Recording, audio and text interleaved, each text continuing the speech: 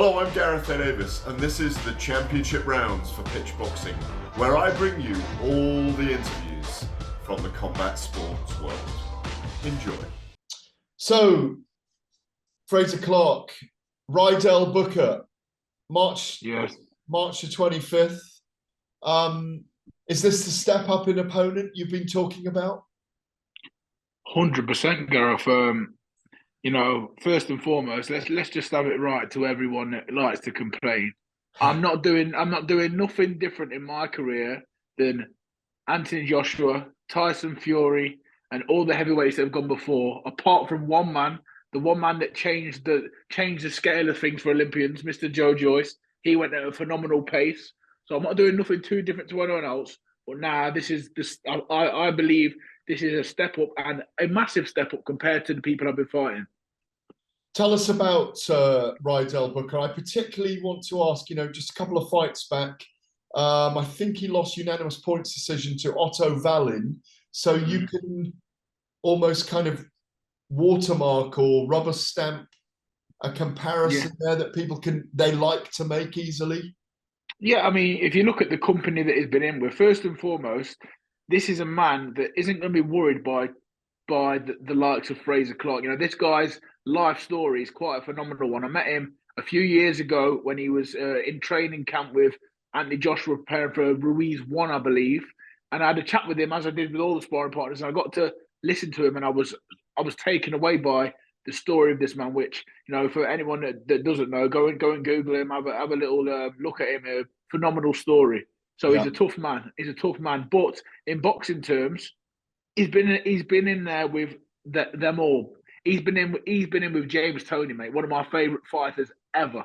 And I know that was a few years ago. Now I know that says a lot about his age, but recently, Pulev, Otto Wallin, Filip Ergovic. Now, them names there for me at the minute, they're in a different category to me at the minute. They're all world title contenders or have challenged for world titles or pushing. So, I think this is a major step up, and I'm taking it deadly serious because you can say anything about his age, but old dogs have a lot of crafty tricks.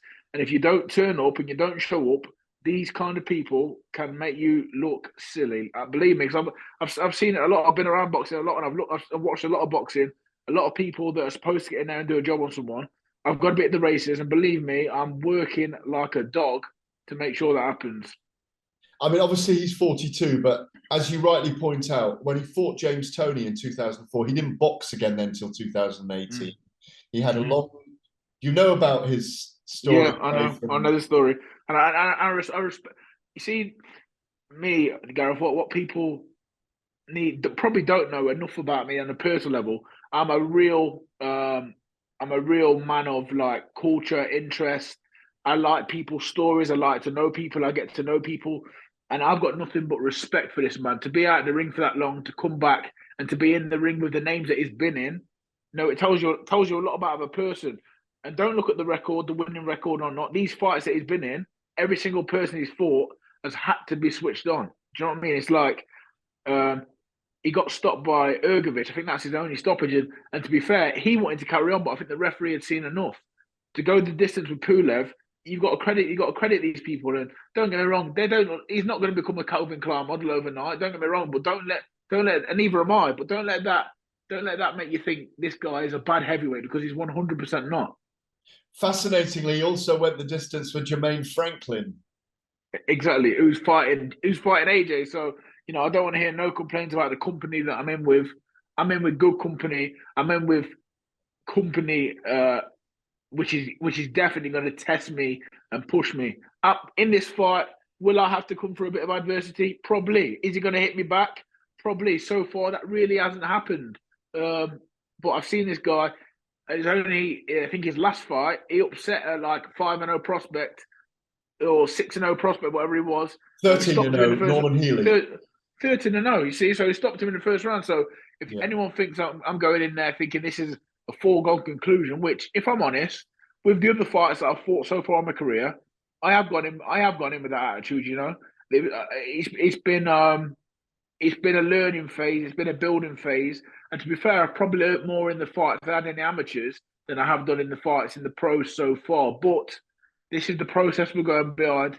And guess what? I love it. I absolutely love it. I love fighting, and I'm going to enjoy this fight as hard as it will be. I seen what he did to Jermaine Franklin. They had a little toe to toe. You know, I like to think I've got a little bit more brains than Jermaine Franklin. So you know, you're not going to catch me in a toe to toe war with this man because on his day he can upset everyone. With your kind of high profile and the Olympic medal and all those things, do you think expectation on you has been very high? And also maybe at times you've wanted to go out there and kind of, you can't just go and box, you're having to kind of impress all the time. Yeah, at first, that was definitely the feeling, and it wasn't helped by a few of my opponents. You know, one coming off like the white collar scene, making his pro debut. Another one coming in with an unbeaten record, but he obviously boxed no one because once he got in the ring, it was quite apparent. You know, I stopped him in 40 seconds. Yeah. So I think on that side of things, it's not been unfair to me because you know what I've learned about pro boxing is anything can happen. Anything can happen at any given time. So you have to do your job. And my job is to go out there and win, no matter who's in front of me. Um, I think I had this conversation before about myself and everyone who works with me. We should all do a little bit better in terms of finding these opponents. And I think, you know, if you look at the person we're fighting next, Rydell Booker, you can see that we've clearly been working on that. And you know, we've got this in early, so we've had plenty of time to prepare. And yeah, the expectation on me, yeah, I'm an Olympic medalist, and yeah, I've got a high profile. Yeah, I do a bit of commentary on Sky. Yeah, you'll see me walking around at pro shows, having pictures with everyone, mate. Like, you know, with a smile on my face. But I'm just another fighter that has to learn my trade because you know how many Olympians have you seen not get to where you thought they'd get to because the expectation on them was mad and they were rushed and they thought they were better than there was at the time. Not me, mate. Ain't happening. Statement on March 25th? Win. Just a win. Win. That's win, all you mate. want. Win. Yeah. How many people have made a statement against this man? Not many. Not many. If I could make a statement, it'd be a hell of impressive. But guess what? I'm not naive. I'm not stupid to think that you know I'm Mike Tyson. I'm going to blow this man away in a round or two. It doesn't work like that. This guy's hardened, war hardened. He's been through tough times in his life, which makes him a tough character in and out of the ring. You know, my job is to get in there and win and act like a professional. Very quick pick on these three. It's three other heavyweight fights I'm going to ask you about, and then I want to go back onto you and your life and trauma a little bit, and I do want to concentrate on that a little bit. Joyce versus Zhang, Joe Joyce versus Zhili Zhang. How do you see that going? I'll tell you how that's going to go. That is going to go a bit of a typical Joe Joyce way. The first 3 or 4 rounds, it'll be competitive, but he'll get caught with a few shots. You know, he'll be slamming a lot of shots against that tight guard of Zhang. Eventually, but then Zhang will be, you know, countering him, and you know, don't be surprised if there's a few oohs and ahs because Joe's, you know, his defense isn't the best thing in the world.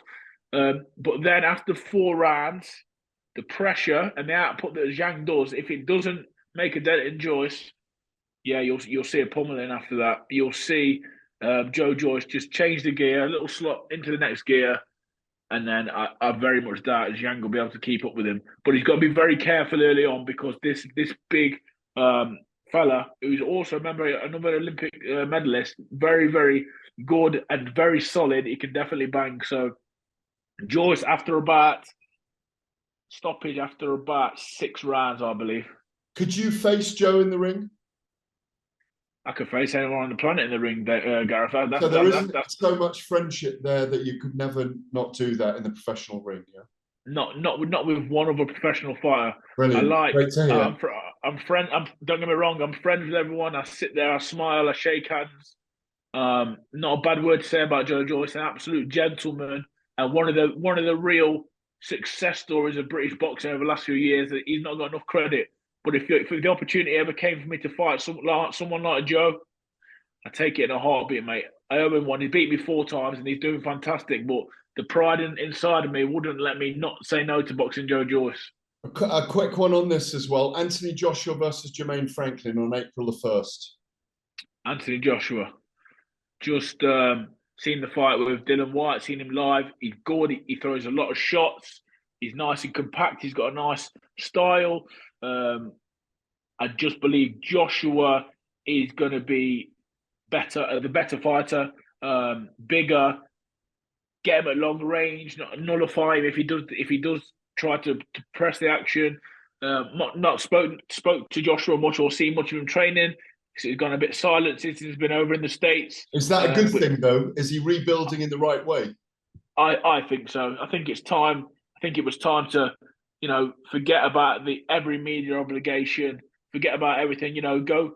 What did Marvin Hagler say? Go to prison. Go and be with yourself. Go and self-improve. Don't worry about what anyone else thinking. Don't worry about Instagram or Twitter or Facebook. Go and work on yourself, and he's done that. Credit to him. Final one, short one on this before I get on to you again. Are you surprised that Tyson Fury Alexander Usyk isn't over the line yet for April 29th? I'm not surprised. I'm disappointed. I think like a lot of people will be. I don't like to get into negotiations of that caliber because guess what? It's way over my head at the minute. I've not seen nothing like it. But you're the two leading heavyweights in the world. So for me, what that means is you're the two leading fighters in the world. I know people will disagree, but you're the heavyweights. You're the people that people want to see and look up to. If you two can't get it on, just like AJ and Joshua can't get it on, what hopes has anyone else got in any division? If the biggest fight in the world can't be made, we're all in trouble. Get the fight made. You're both already multi-millionaires. You both got to make a fair whack anyway. What Tyson Fury always claimed is it's not for the money. Usyk seems to be like it's for the pride of everything else. Put your head together, lads, and get it on. Back to you.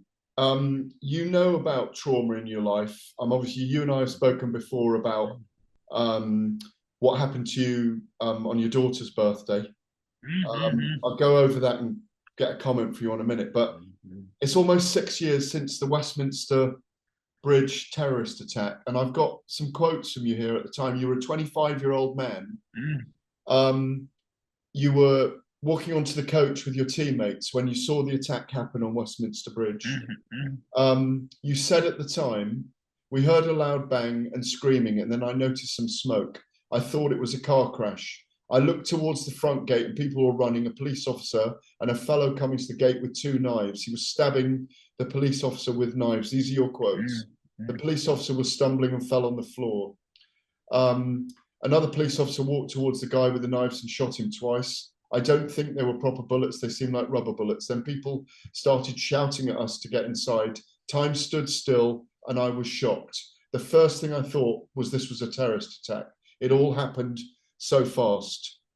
Reflect for me, if you can, on that day.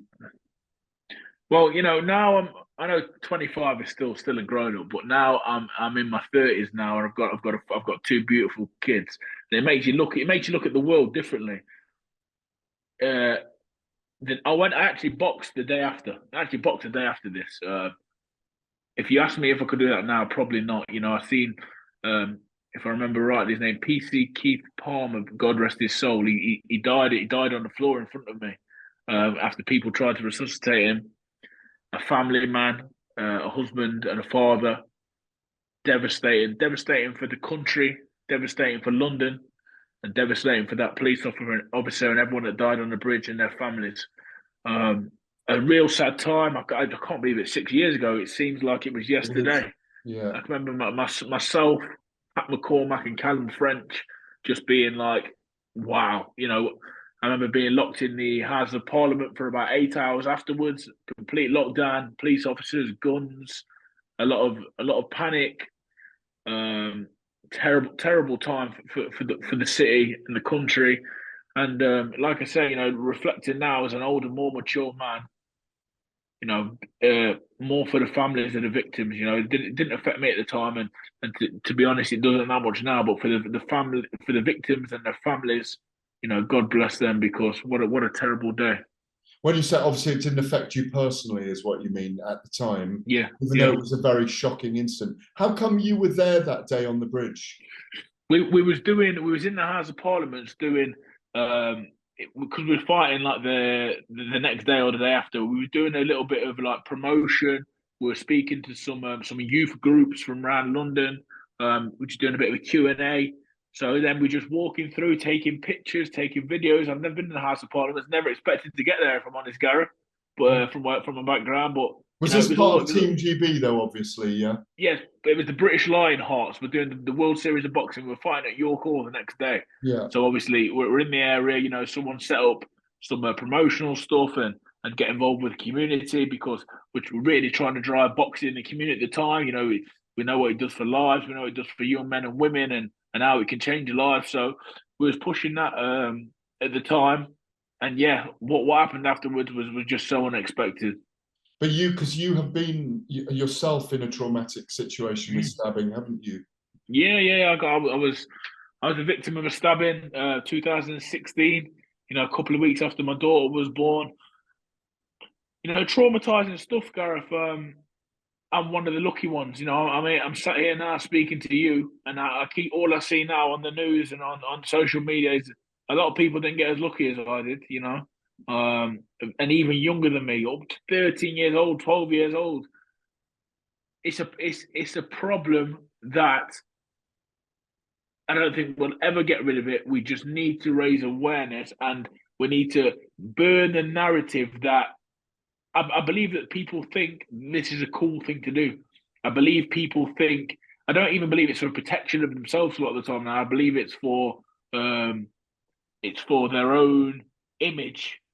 Somewhere along the line, this all got mixed up and got caught up, and people began to think that killing people is cool, taking someone's lives, taking someone away from their mother, away from their kids, away from their father and family. That this is cool. Until you've been through it, I lay on a hospital bed with my mum and dad. My mum was crying, my dad was holding me down, whilst there was people playing with my neck and my leg. I've seen it. I had a real good friend who died from this. I know multiple people that have died from these attacks, stabbings, being involved in all kinds of madness. Remember this: once it's over, that's it. You're gone.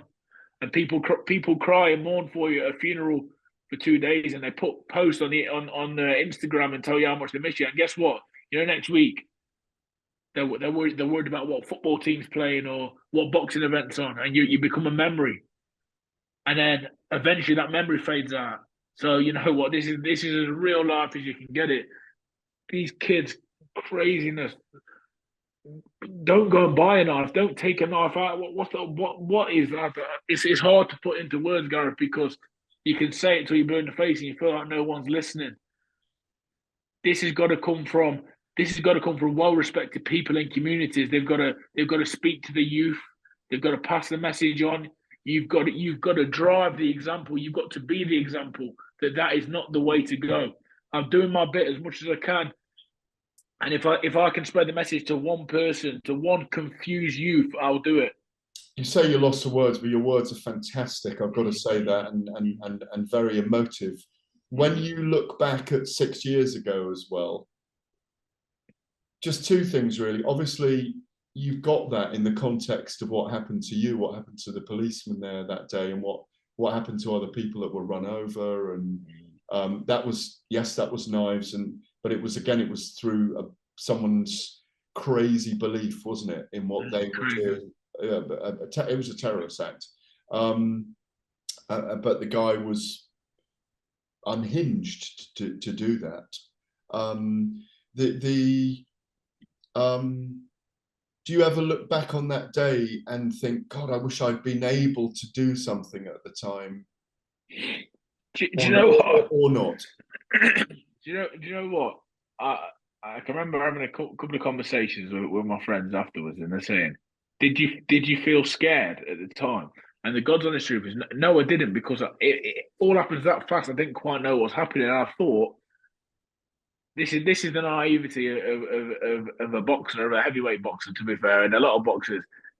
My thought is, if he comes around the corner holding them two knives at me, can I beat him down the middle before he takes a swipe at me? And that might sound crazy to people. People might think I'm chatting shit.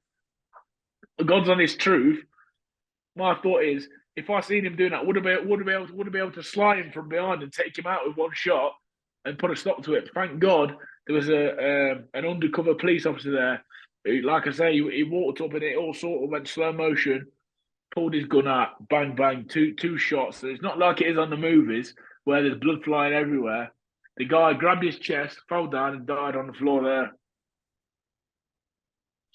I don't really want to end it on that note, but because it's serious stuff. But thanks for your words today on this situation.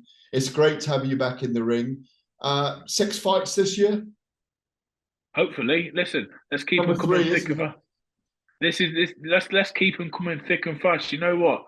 You've got to be. I don't understand these long layoffs with these fighters. If you're having real 12 round wars, then I can understand the little layoff. But I can remember when I was fighting for GB, sometimes I fought 18 times in a year.